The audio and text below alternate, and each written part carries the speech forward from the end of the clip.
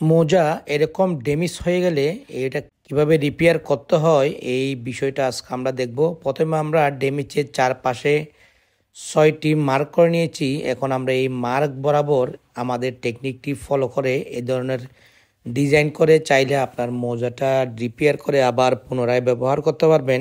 এখানে রিপেয়ার হয়ে যাওয়ার পর কেউ বুঝতে পারবে না একটা ড্যামেজ রিপেয়ার করা হয়েছে। প্রিয় দর্শক, দেখুন আমরা কিভাবে এই কাজটি করছি। এরকম গুরুত্বপূর্ণ ভিডিও পেতে আমাদের চ্যানেলটি সাবস্ক্রাইব করুন এবং একটি লাইক দিন। দেখুন আমরা প্রথমে এই হ্যান্ডেল বরাবর এবং এখান থেকে আমরা আরেকটা পয়েন্টে সুতা ঢুকিয়ে ভালো মতো সেলাই করছি। প্রিয় দর্শক দেখুন, এটা আমাদের একটি স্টারের মতো হচ্ছে।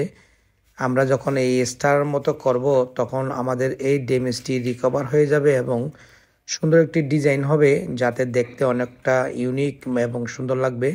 আশা করব আপনারা এই টেকনিকটি ফলো করে খুব সহজে আপনাদের মোজা ঠিক করে ফেলতে পারবেন।